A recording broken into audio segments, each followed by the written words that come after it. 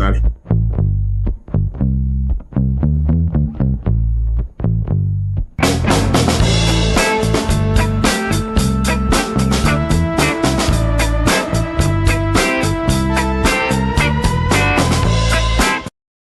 Welcome back to the Big Blue Lifers podcast. I'm Mr. U. That's Jess. We're here to talk all things New York Football Giants. And that's all the football I'm going to have today because I can't even watch Monday Night Football.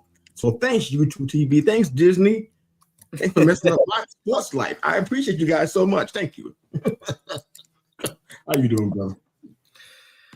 Doing all right. I think I said this last week, but I'm at the point of apathy, with the Giants. I don't feel like, and quite honestly, it seems like the players feel the same way. We've hit that point in the season. It's right after Halloween, 2-7 for the third straight year, and the season's been done.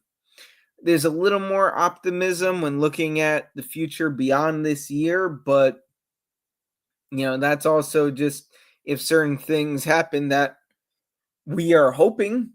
I think most of the fan base at this point is hoping happen, but I mean, it's just sad, that once again we're at the stage where fan base has given up. Players seem to have given up. There are more Niner fans in the stadium for the Giants' first home game in a couple of weeks, and that's what we do. It's a shame. And to put out the bright light known as Jackson Dart. I mean, that man's a ball of fire, energy. We're going to go ahead. We're going to basically kill this guy this season. That's what we're going to do. We say, you know what? You're too energetic. You're too passionate. You're having too much fun playing this incredible sport. We're going to dull your light. And we're going to shut this down and bring you in the mud with the rest of us. Because that's I promise you, if there is one thing we will accomplish by the end of the year, we will put out any fire that exists in Jackson Dart. Absolutely sad and pitiful. The disease of losing will claim another. I mean, it's just, look, I hope I'm wrong. I hope next year with a new head coach and a new GM that we'll get there. But that, Scadabo's able to come back and he isn't any different. I hope Neighbors comes back and isn't any different, and he'll have a better running mate alongside him. Be it a Jordan Tyson or a Carnell Tate or a Mekhi Lemon or Chris Bell or Elijah Stewart, Elijah Stratt, something like that. That there's just something there that Jackson Dart can just grasp onto and not feel like, why bother? You know? There's a lot going on, man. First off, just to be transparent with everybody, I'm sleep deprived. We had a 7-month-old here for the weekend, so I got some sleep, but trust me, nowhere near the number that I need to be Mr. U. But so there won't be any ranting for me today. A lot we're going to talk about. I want to drop a lot of points, and you can touch on those. You can have at it. You want to run with it, but ain't gonna be no hollering and screaming coming from my end of the microphone. It's not happening. I just don't have it in me. Like you said, the Giants doing a great job of dulling our light, and it's what's happening. I mean, that thing with the fans outshining us. I mean, San Fran's as far from New York as you can get. These Niners outshow us. Really? That's amazing. What I was hoping when we got on the air today, the number one thing I wanted to hear was that Shane Bowen wasn't on his team anymore. That should have been a solid. I mean, we can look at the numbers, but you know what? I don't even care about that. Look them up yourself. The numbers that we have as a defense, that should be enough to warrant this person not being here. But guess what? He got the vote of confidence from Brian Daboll, who needs one himself, in my humble opinion. So Shane Bowen is still here. He's still on the team, and he will be doing his magic next week, just like he did Sunday. So, yeah, But let's get. I don't even know where to start today. There's so much that we can be going into. The thing about this team that's most frustrating to me, and I'm starting to feel my BP rise in my piece. I'm trying to calm down. What's crazy about this to me is that we always seem to be in every single game. We're not getting beat down like we were last year. It was almost you knew we weren't going to win. You can't say that with most of the games we played this year alone. We were in everything. As a matter of fact, even before Dark came, even when Russ was there, no game was like, oh, there's no chance we not win. There was still a chance. We had that much talent on both sides. You know what? This a chance. When Dark came in, it was even a higher chance, more than Russ, admittedly so. You know, just a chance. Even yesterday, it was like, man, we're not out of this game. We're still in this. I mean, a drop pass in the end zone here, a missed tackle here, and guess what? Or maybe some questionable play calling on a couple of fronts. And guess what? We're still in that game and we're still challenging here. And then what happens? The heart gets cut out of us and we just end up here on a Monday or a Tuesday saying that our favorite team lost again in some kind of embarrassing fashion. So I don't know where you want to start, man. I got a lot. You and I got our little one sheet offline, so you know where we're headed, man. But I don't know where you want to start at. I mean, you know, one thing that the Giants do well is opening drive touchdowns in the Jackson Dart era. That's a good thing. We've gotten one on almost every single game that he started. I think maybe he didn't against the Eagles last week, and that's like it. Or maybe also against the Broncos. I don't think we did. But Jackson Dart has shown that he is something. I don't know if I feel like it's a bit jumping the gun to say special, because when I think of special, I'm thinking the truly elite of the elite. But what he has done with no weapons is, I think he's doing the most with the least in the entire NFL right now. I call it special. I just wouldn't call it elite. Third in total touchdowns since taking over, only behind, I think, is it Drake May and Mahomes or something like that? There were all these posts coming out, like all of these charts, QB charts, that I saw floating around Twitter after last week with the it officially being the halfway point of the regular season. And it's like, yeah, you tagged me in one of them. I think you tagged me in the EPA against perfect coverage one. Lamar Jackson and Patrick Mahomes with two guys, and Darcy in the company, but then with it goes Mahomes, Dart, rest of the league. Like, it is insane. Like, what he has done with the little amount of talent around him, it's truly impressive. So I want to see better coaching come in, and what can they do with him. I want to see the Giants draft a Jordan Tyson or a Carnell Tate, because so far I'm on track to be 100% right that after blowing that game against Denver, the Giants do not win another game the rest of the year. So there's a very real chance that the Giants end up with the number 1 overall pick. And that's going to lead to trade back opportunities, meaning we are going to be in position to trade back, acquire more capital, and still come away with wide receiver 1 in this class. Be it Jordan, I think the guys projected in the top half of the draft right now are the likes of Jordan Tyson, Carnell Tate, and Mekhi Lemon out of USC.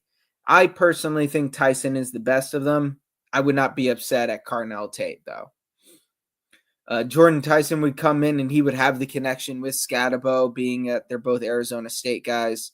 So that could be another kind of cool thing there. But the Giants right now, their offensive line has actually been good. Like, one of the reasons I'm not as worried about Dart, truly regressing and losing, his fire is that the offensive line, at least in pass pro, has been good. Most of the punishment Dart is taking is self-inflicted from his runs. But it's like it gets to a point where it's like I can't even truly fault him anymore because he's in his mind thinking, if I don't make the play, no one else will. Theo Johnson's going to drop a pass. Wan'Dale Robinson won't be able to create separation. Darius Slayton's going to drop a pass. Daniel Bellinger's out, so there goes the guy that's kind of been his low-key best weapon. Scatterbo gone. It's a number of things, man. We can keep on going. Field goals. I mean, we can just keep going on. So like I there was a time period where he was sliding because it seemed to me like he was like, we can go out there and make plays. We can go out there and put up points. I can afford to slide 2 yards short of the first down on second and, it's 2nd and 8. I take off and we get sick. And it's like, yeah, I could take an extra hit here and not pick up the first, but I can protect myself and live to find another down because I have faith that we're going to be able to pick up 2 yards. Now it's like he's like, well, nope, I've got to get that first down or else this drive's going to end because, well, someone's going to false start and turn a 3rd and 3 into a 3rd and 13, because we had that happen back-to-back plays. And then, so it's like, we need to be I don't want us to give up draft capital. Tomorrow is the trade deadline. I want the Giants to be selling. No one's going to want to buy what we have to sell. But could we clear up cap space simply by just being like Evan Neal, Jalen Hyatt, and Deonte Banks for 2 7th-round picks? Could we get that done? What's better, though, if we did that a little earlier when there was actual interest? There wasn't. I mean, yeah, no. If we heard it. I don't know what they were offering, but you knew there was some interest. You heard it the same way as I did. Yeah, no, I did. No, we did. Now we have to trade deadline. Is the price going to be lower or higher? Oh, it's going to be so much lower now. Yeah. Hyatt was the only one that sounded like there was any real trade value in the during the preseason time frame when we talked about that. Right now, this being a defining moment in the Shane Dayball tenure, this deadline, you feel like this is going to be not the sticking point, but I guess maybe perhaps the last straw. Like this has to be done right. How do you feel about it? I mean, it's really hard to say because I feel like he hasn't. I feel like we haven't really had any real whatchamacallit.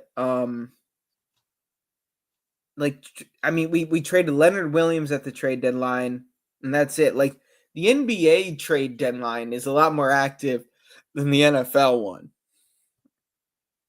I don't feel like there's typically too much crazy moves. I mean, Philly right now got the ball rolling. Because of course they did. We do. They trade for Michael Carter for virtually nothing. Could have used him. Try him at corner. Jair Alexander could have taken fire on him at corner. And now they just got Jalen Phillips, the edge rusher. We don't need that, but I think a lot of teams are going to be calling up the Dolphins. How does this sound to you? Giants trade their 2nd-round pick this year, 2nd-round pick next year to the Dolphins in exchange for Minkah Fitzpatrick and Jalen Waddle. And we'll throw in Jalen Hyatt, Evan Neal, and Deonte Banks. For me, I'm going to do that in a heartbeat. I'm going to take that. I know you will. I'm going to take that. I had to think about it first, but because I'm thinking about the Minkah Fitzpatrick part and where he is physically. Jalen Waddle, that one's easy for me. The Minkah one is when I had to pause. I'm like, for a second. Ooh, I feel like that's high for him, but I might do that. I think it's still high though. I'll be honest about it. I think we can go a little bit lower than that for him because of where he is historically now. Well, recent history. I don't know what we're doing. Those names that we throw out there, we've been throwing out for how many weeks now? With Evan Neal, Hyatt, and you want to throw a Kerry K in there. We're not going to see a whole lot out of this. I mean, it might be late picks and stuff. And you know what? Perhaps that's a good thing. At this point, I'm not sure what we're doing. I don't really know what Shane's trying to do. This whole thing with the void years. I kind of touched on it a little bit maybe about a month ago, but we're only one of two teams that just refuse to use this. I mean, I ain't saying we got to be the Eagles do it, and they do it well, obviously, because it works out in your favor almost every single time. You know what I'm saying? But for us, it's like, we need a kicker. If you really believe that Gano is the future, you're lying to yourself. You know better. Punt returner is probably an issue for us too. Nobody's talking about it, but I am today. We need help there. Honestly, the whole protection thing with Dark, he's getting pounded a lot of the times. I don't get the old line, but there's some things we could have done in that regard with some money. Shane refused to use it. So I'm just wondering if the trade deadline is going to kind of speak to the fans' outcry is anyway about, most of it's about Dave. I'm not hearing much about Shane at all lately, but Dave Ball, he's the one, like, you know what? We got to get this guy out of here. We need a new coach. I'm at a point, and I seen something on CBS Sports. I don't know where it was, but they had a list of all the of the record of him as a coach. I think it's 20, 38, and 1. I mean, it's really hard to ignore numbers like that when it's been how many years now? Last week I told you about 14 years. We're going into year 15 now. We're going to be picking high in the draft, having a 2 or 3 win season maybe prior to this, and you got the same guy that you can't keep the same people here and think you're gonna have a different result. That's the definition of insanity. If you want something different, do something different. And he's one of the differences that we have to make. I think he has to. I'm glad for what we're seeing now, but like you said, it might be more Dart than it is play calling, more than it is Dave Ball and Kafka. I think it's just time, man. I think it's one time I see the Giants fans might be right this time about cleaning house. I think they're right this time. It's time for him to go. I was sitting here over the weekend with the little bit of time that I had. I was thinking about JMS. Like, why am I thinking about this Joker? He's been ticking me off for I don't know how many weeks and months it's been now. But I got that thing wrong, man. I don't know how I got that so wrong. I was on board with him. I wanted him on the Giants. I wanted us to get him as early as possible. I saw his historical, his college stats and everything. It looked good, but there was one thing that was happening I wasn't noticing because he was so, how you do the word elite, for lack of a better word. From 2020, 2021, he had elite numbers. No sacks, no QB hits. In 2022, he had like 2 sacks he allowed and maybe 1 QB hit. That's not a big deal, right? But there was a drop off. I wasn't even seeing it happen. He was so good. He dropped down to here and nobody noticed it. There was a regression happening and nobody even saw it.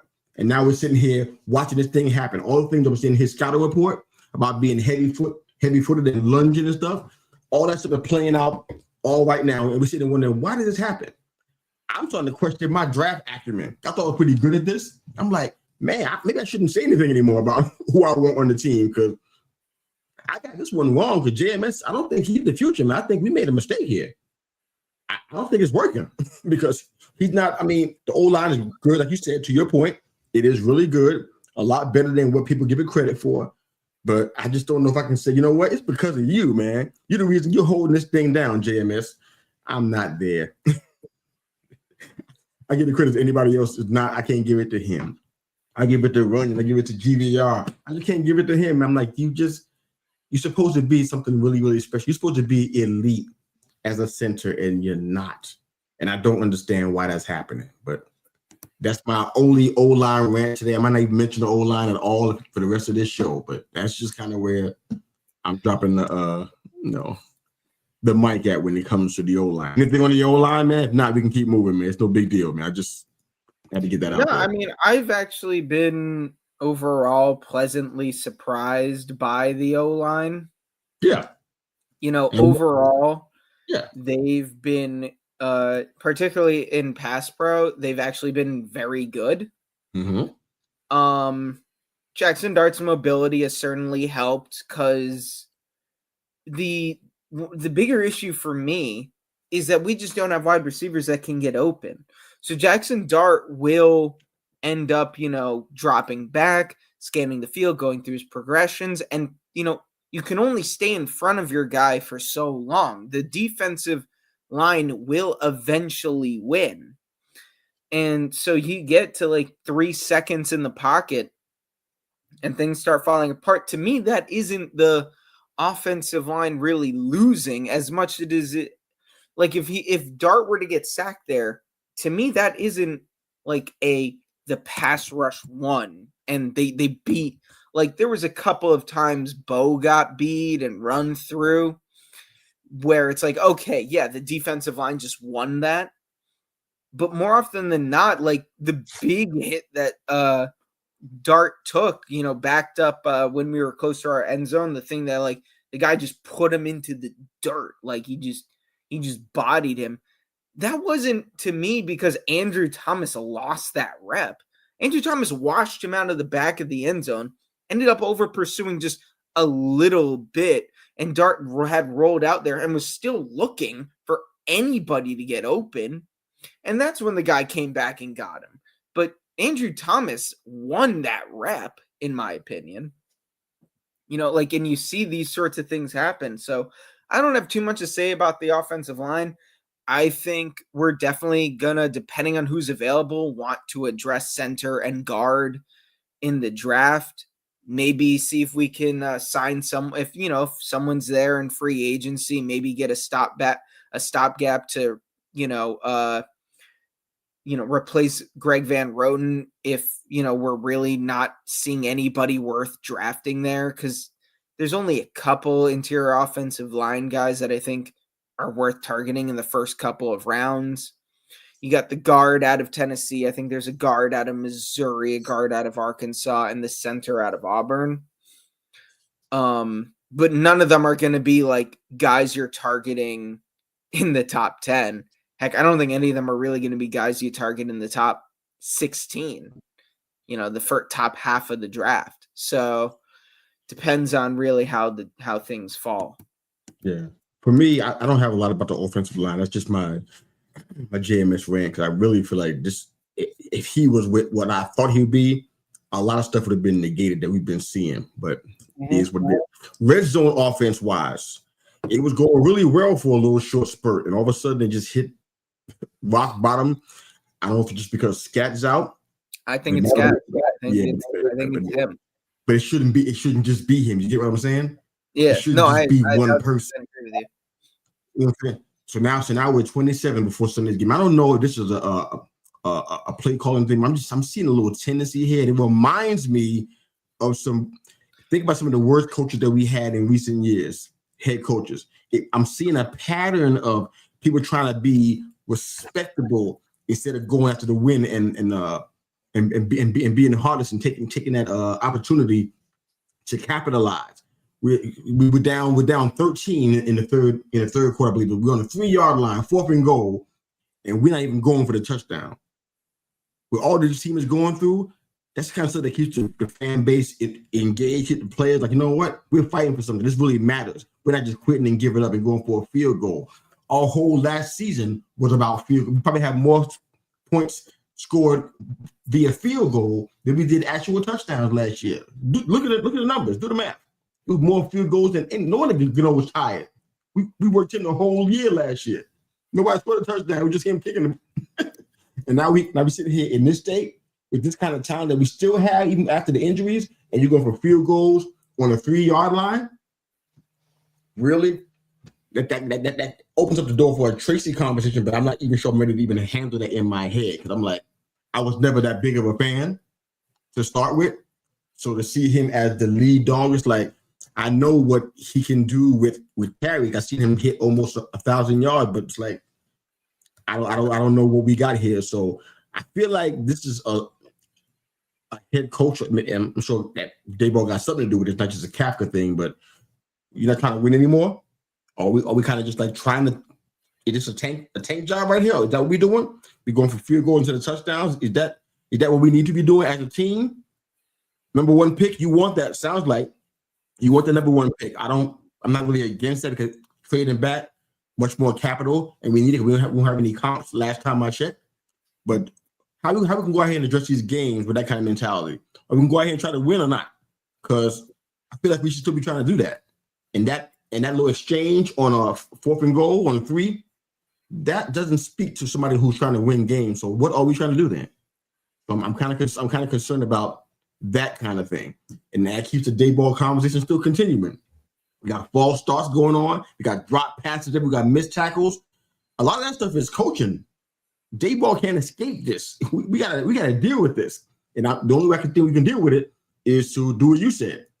Get somebody else inside here that is competent, that can take the challenge that we have and make this thing work. We got it. It's right here. We can do this. We don't have to be cellar dwellers anymore. We don't have to do that. We better than that. But that's what I'm at. Last thing on the offense. And after that, I think the rest of the show might end up being defense because there's a lot of defensive stuff to talk about. I'm concerned about something else too. The defense to me is a lot more concerning. I mean, when you particularly look at what Jackson Dart. Wait. What? Wait. Let me finish the offense part. My last thing on offense. I'm gonna say this real quick. And then we can go all defense because there's a lot of stuff going on there. No, I was going to comment on the. I thought you were done. I thought I was going to comment. I'll give my last thoughts there on the offense. Oh, one thing real quick. Then you can go. So right now, Dart seem to be. I know Sunday seem to be the team lead in Russia. Problem for me, man.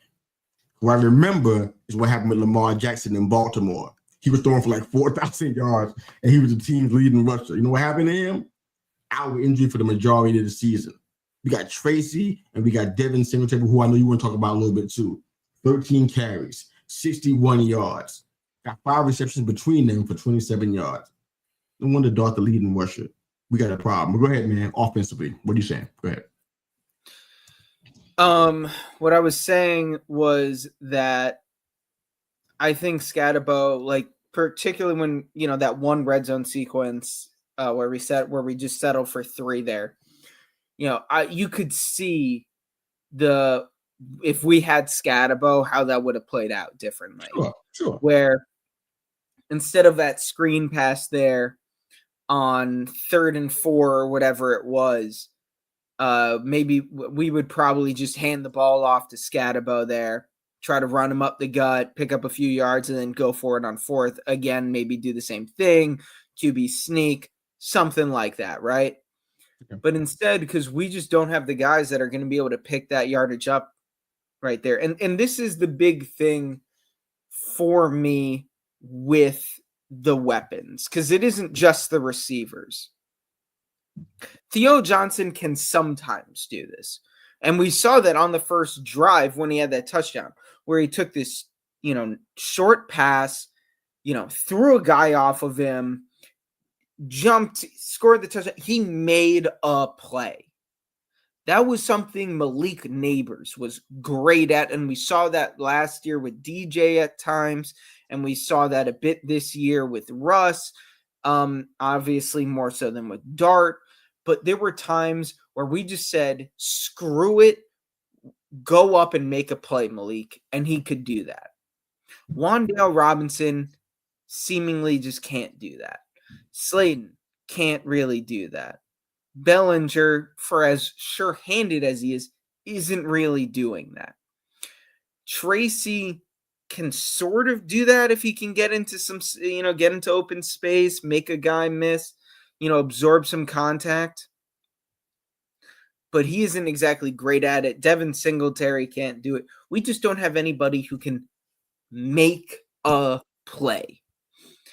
And when you get into the red zone, there are times that you just need somebody who can make a play. That's something that Travis Kelce has made his money on, where they'll get into the red zone and he will just find the soft spot of the zone, catch a pass, make one guy miss, and boom, he's in the end zone. He's good at that. He's really good at Gronk was elite at just throwing a guy off of him. Devontae Adams with his elite route running. Same with Justin Jefferson. Jamar Chase can just out-muscle somebody or just, take a quick slant and turn it up. And all of a sudden, that 2nd and 8 from the 18-yard line is a touchdown. Like we had that with Malik. Scatterbo can do that. He's not going to be the prettiest when he does it. It's not going to be pretty, but he'll make a play. It's ugly. Yeah, I hear you, man. But there's just we are just lacking that, and we are feeling it in the red zone. Like, can you imagine if we had Scatterbo and Malik fully healthy with Bellinger and Theo out of a 12 personnel, what we could do in the red zone there? No way that we'd have 2 wins. I promise you that. We probably, my God, man, it would be great. I don't think we make the playoffs with the defensive issues that we're dealing with, but we'd be putting up points. We'd have a little bit more fire, and who knows what that could mean for the defense. I don't. Again, there's so many what ifs now for this season, and I think with your Brian Dable, that's part of what is so frustrating for you. Is like you finally get your quarterback, and Darius Slayton forgot how to catch a pass. Your, crazy madman running back who is doing so well is, out injured. Your elite wide receiver done for the year. It's just there's so much frustration for not just us as fans, but these coaches. But at the end of the day, you're the coach. You got to figure this out. You got to figure this out. Almost got us demonetized there for a second. All right, let me help save you from a fate worse than death. All right, so let's talk about the defense a little bit because we got to get into it, man. It's probably going to be the whole rest of the show, man, because there's a lot going on. I'm kind of surprised I don't see the Carl Banks versus Justin Lawrence part 2. Because Carl Banks won. Carl Banks won. I know it, and I just talked to him on Twitter, so I kind of know his mentality. I know kind of where he's going, but he won this one. Dex didn't show up. Period. But anyways, let's get into the defense. Though. All right, so in my opinion, even though I feel like there's times we battle, defense was embarrassing, man. Give up 34 points on Sunday. The Niners didn't do that all year long. They had a high total that all year long. We gave them that 105 points in the last 9 quarters. Yeah, can you blame me for not thinking that Bowen's going to be history by this morning? Could you blame me? I mean, this is ugly stuff. We got depth issues to start with. That could be a nice alibi for somebody to lean on. So, our guys got hurt. Brought in Corey Blank, 7th round pick? And he got injured. I don't know how bad it is, but the point is that he got hurt, and we were already in a depth situation. We already had problems there. Your boy, this time he was not turning around to look at passes. He's doing something else now. He's giving people easy touchdown. Can we hate him any more than we do right now? I'm ready for he got to go.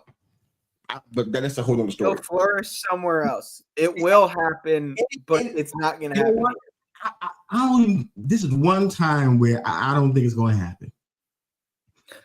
He's not going to be. He's not going to all of a sudden learn how to turn his head. I don't think it's going to happen. I think it's going to be one time. It's be more like a Kadarius Toney than anything else. I don't think it's going to happen. I hate to say this. Eli Apple 2.0.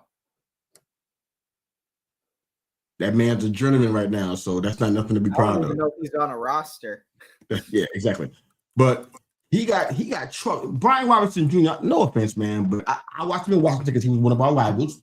He's with the Commanders. And they got him out of there as fast. They were trying to get him out of there for a minute. They got him out of there as fast as they could. And that man trucked Deontay Banks like nobody's business. Like, wow. Way to play with heart, man. So I'm ready for him to bounce on that. There's some comments. I don't know if you saw them. I thought I sent it to you, but Spencer Rattler from the Saints. Now, you know his history. We know who he is and what he does. And we talk about no elite quarterback like the GOAT. Not like that. You don't have that. He's exposed now a defense. almost saying, no, this is what we do, this is what we're not going to do, and that's not good coming from him because they beat up on us. And we had that one to be an automatic win for the Giants in preseason. We said, you know what? Saints ain't beating us. And Rattler knew everything we were going to do. That's another reason why I'm like, how is Bowen still on this team? You can speak to a little bit, man, because, I mean, honestly, the numbers are right there. Everything, all the evidence you need is there every single week for you to consume and to expound upon, man. Well, how is he still on this team? Everybody in the world knows what we're going to do on defense. And we're going to have this elite defense, we thought, this energetic, creative defense. That's what we thought. And it's been nothing like that whatsoever. And Bowen is still here. And Daboll in press conferences talking about reading this together. There's a whole bunch of other reasons why we're playing where we are, players and coaches, and it's all of our faults, and doing all of the deflection that you can do as a head coach. I mean, again, I'm convinced that Shane Bowen is only remains here to be a scapegoat. But how did that work, though? How's that going to work? At the end of the year, this is going to be how the conversation goes with Daboll, Shane, Mara, Shane and Daboll with Mara. Shane, especially if things continue as it is right now, Shane is going to be able to say, hey, I traded for Brian Burns. He's the NFL sack leader and a defensive player of the year candidate. Daboll, and then he can be like, I drafted Abdul Carter, who has, despite the lack of statistical production right now, is still the favorite to win Defensive Rookie of the Year. And Daboll can be like, hey, I pushed for it. We've been talking about my guy. Look at all the points we're now scoring despite all the injuries. Look at the look at what I've done here. How is Daboll going to escape, though? I get what you're saying about, but that's my point. And what they can then say is Shane Bowen was terrible, and he's the reason the defense was really bad. Because if we're healthy on offense, we can then, we can address some of these things in the draft. And again, I'm not saying I agree with this. I'm just saying that if they hold on to Bowen until the end of the year and essentially just use him as a fall guy to be like, look, if we get the right defensive mind in here, clearly he wasn't it. But if you give us an extension, give us some security. I'm not saying I agree with this. This is just how I think the conversation is going to go. They're going to be like, because the reason we ended up with Bowen is because defensive coordinators looked at this job and saw no security because Mara said, I need to see results. Which is why they didn't fire Bowen at the end of this last year, because they knew no one would take the job for 1 year. Now, whether or not you think that's true, that's kind of how it was framed, at the very least, by the beat reporters and all that sort of stuff. Okay.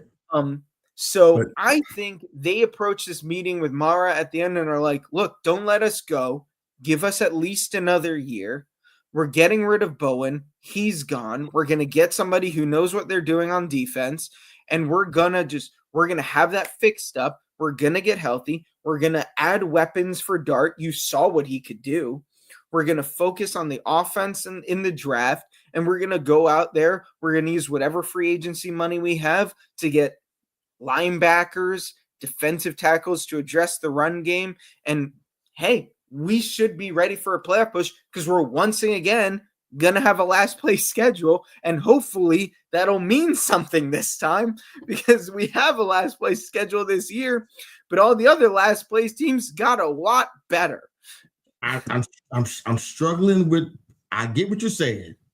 I'm struggling with one simple thing. And this is connected to the trade deadline. So if you want me to hold it, I'll hold it until we finish. You want me to hold it for a little bit and come back to it? It's up to you, man. Rip the Band-Aid off. That's what this is. that idea sounds great if we win some more games. That's the only way it works for me.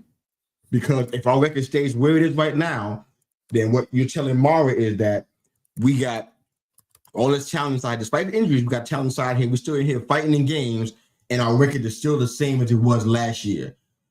All you can do in that scenario, that means all things are equal. All you can do is say, you know what?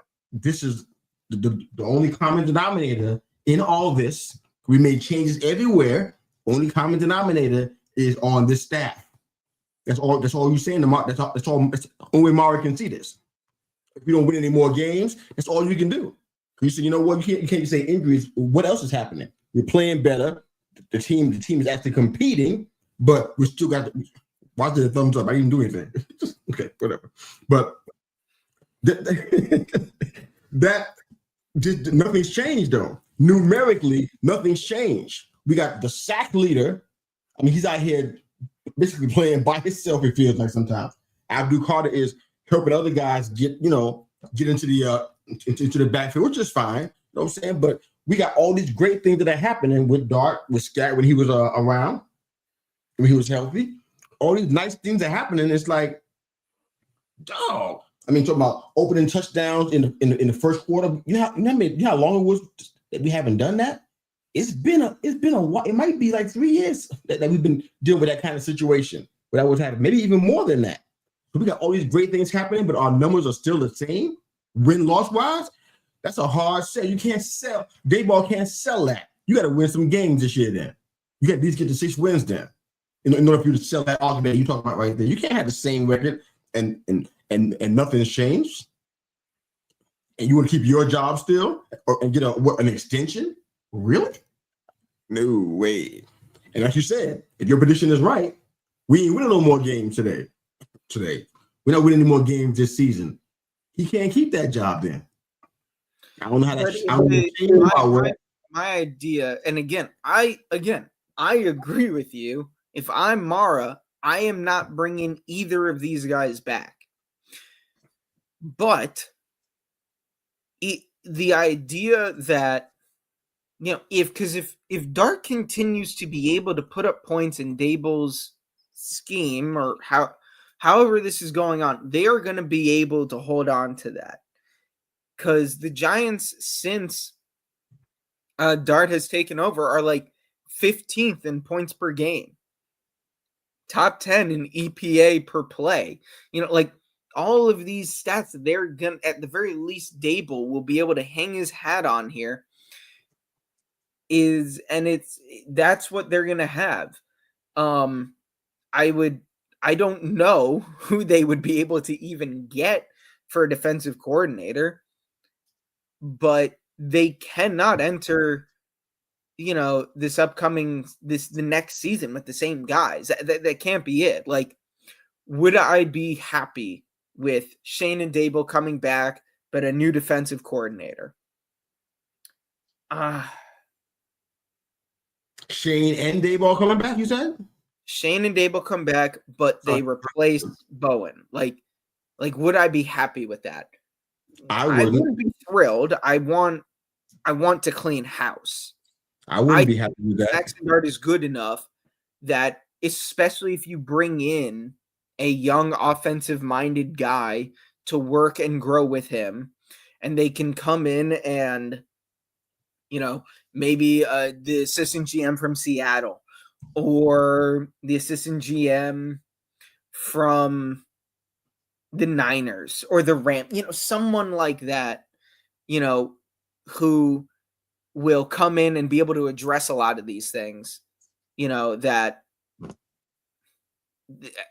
like Shane, the reason the run game sucks is we haven't been able to successfully address the defensive tackle spot alongside Dexter Lawrence.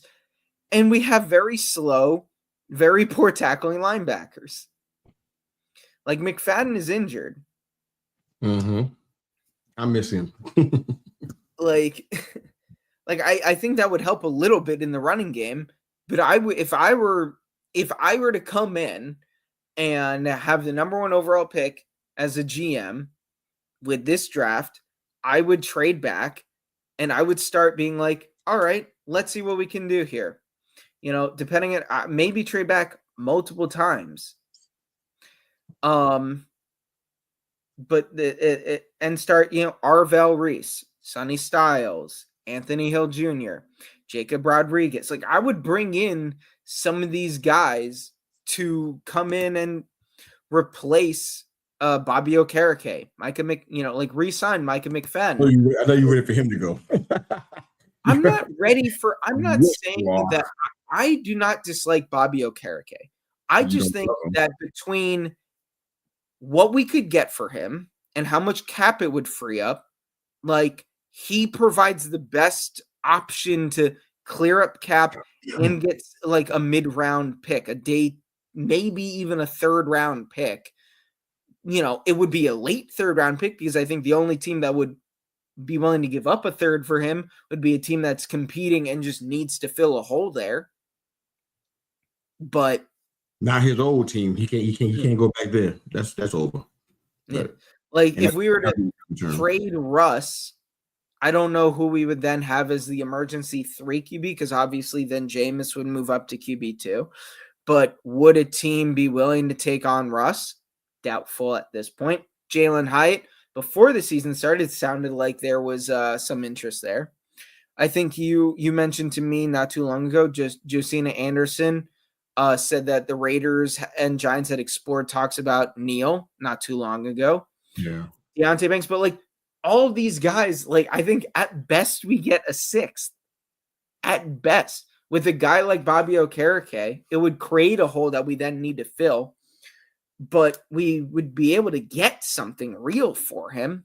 Yeah. And again, I think we come in here and this next year, and this is going to be a very desirable opportunity for a GM and even more so a head coach. But we have to capitalize on having a top 5 pick of Jackson Dart. I'm with you. Entering year 2. We have to have something there to sell to prospective GMs and coaches that, like, if a GM comes in and is like, look, you've got the QB figured out here. We saw what he was capable of. Build around him. Build up the run defense. The head coaches come in here. Look at all of this talent you have to work with. Man, yeah. Do you see that? I see that. Even though we don't like what's going on, I see that. We talked about this last week about guys that we would love to have traded. I think we might list some guys off of our list today, though, but we had many guys that we named that we were more than happy to do something with. But we got that. I mean, I'm going to say these names, and hopefully you agree, but I mean, Adebo and Holland, these guys are talents. You can build around that. What's behind them, I don't know how I feel about it, but you got that there. Quarterback, wide receiver, running back, you have stars at all 3 of those positions. Most teams would die for that. So that part's good. Tight end wise, I don't know. I'm partial to Perdomo because of what I've seen, but will he get a chance to be able to do that with Theo Johnson there? I have no idea. When Belter comes back, he may have to be in the way as well. So, but the talent defensively, we can name the talent. So the defense is just that it feels like for some reason they don't seem to be showing up what we need them this season so far. So there's that part. But yeah, it should be very, very desirable to be able to have this kind of stuff. I don't think that anybody's gonna want to come in here with these guys still sitting around like Kafka, and I think they want to have a fresh start. They want to have their own people. I think that's why the Shane thing is like his name doesn't get mentioned a lot, but we can't ignore him, man, because you can't have somebody come in under that regime and he got all his people going and he's still there. I think they're doing clean house. Go ahead and clean house for real then. Bring in a GM that actually knows what he's doing, is not afraid to use 40 years and get some guys that are quality who want to be in the New York spotlight, make a name for themselves. They want to come in and play hard, play Giants football. So, I mean, we have to clean house. I think you already mentioned that earlier. But I'm not against the idea of getting the late picks for these guys, like whether it be a Russ or a Hyatt, because Russ can land on some teams. I mean, honestly, if this is I don't want to go here, but like with the Raiders, there's some room to work that situation there because Gino, as much as he is giving you some guys fantasy points here and there, he's really screwing the pooch a lot. And if we're already in contact with the Raiders regarding Evan Neal, having him inside there, that's not a totally outlandish idea.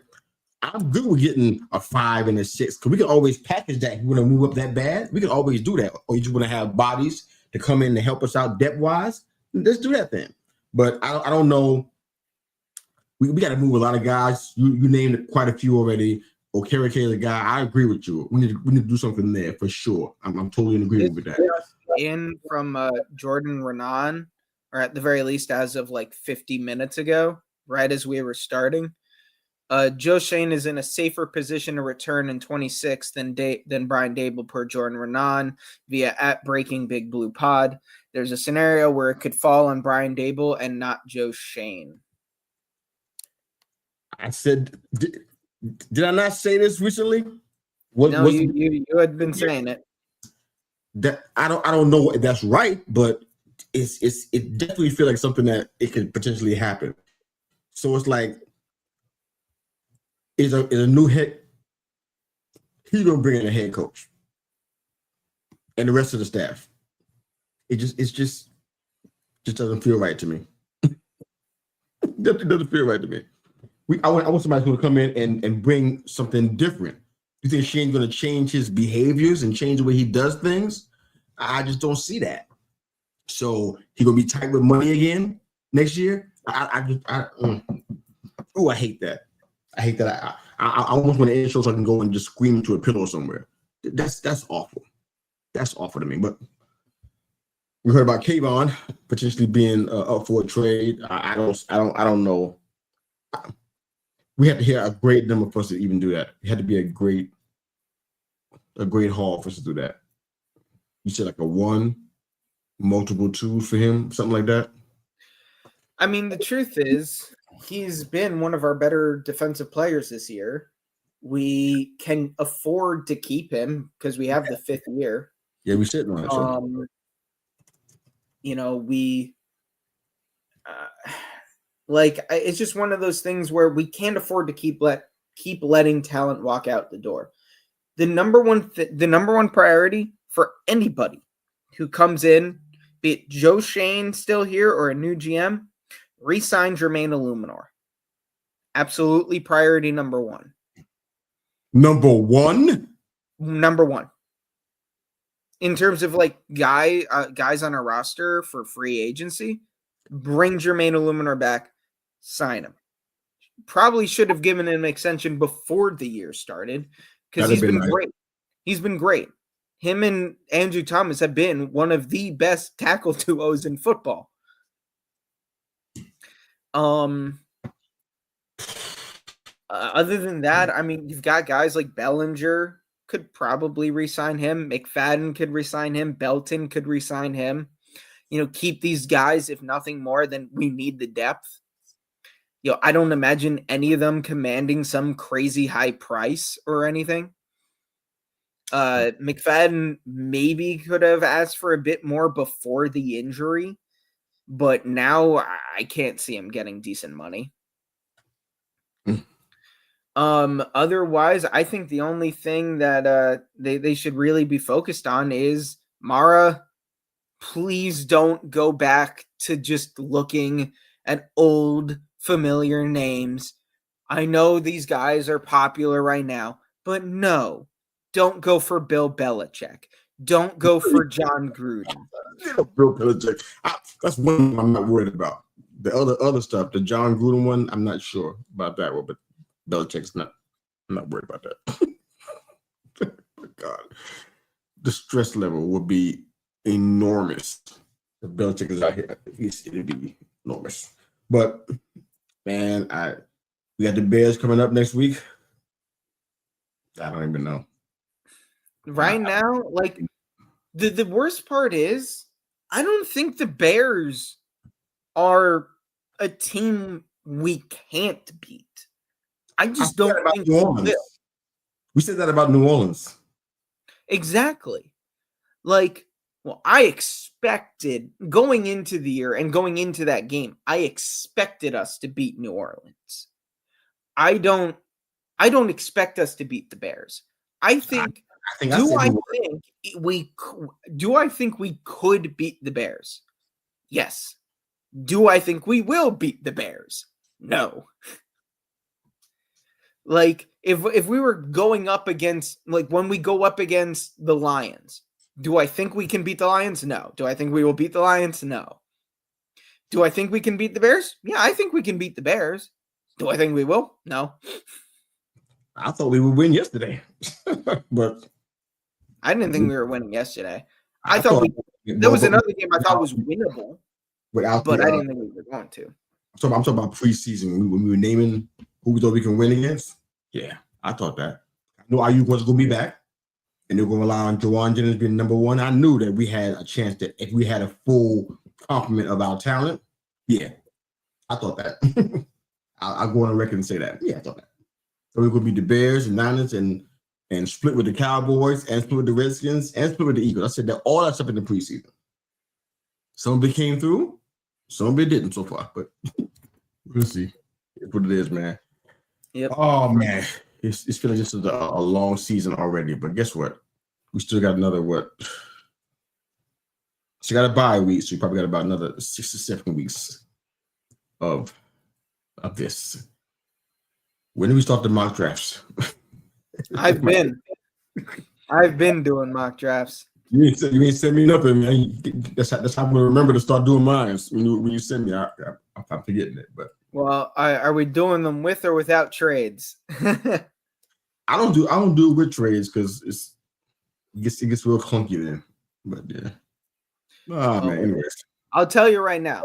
Here's how Tankathon has the Giants' first 2 rounds going, because they technically have through round 3 right now, but the Giants don't have a 3rd round pick. Yeah. In round number 1 at pick 5, Giants select wide receiver Jordan Tyson out of Arizona State, 6'2", 195. He's currently got 57 catches for 628 yards, averaging 11 yards a catch and 8 touchdowns. He's averaging a touchdown a game.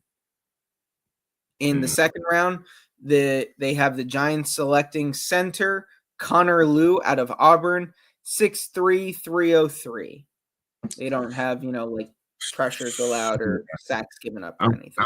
I'm familiar with him. Yeah, okay. Yeah. All right, well, it's mock draft time, but I'll get it in, get some stuff done, send you some stuff. Let's just have some fun with it. But that's just, I'm Mr. U. We're here to talk all things New York Football Giants. We're still hanging on. They call us Lifers for a reason. We're holding on. Yep. We haven't changed jerseys, and we're never going to do it, man. We're blue all day, every day, man. But thanks for watching and listening to the Big Blue Lifers podcast. Have a great day. Drop your comments in the comment section where you can find this show and however you get your podcasts.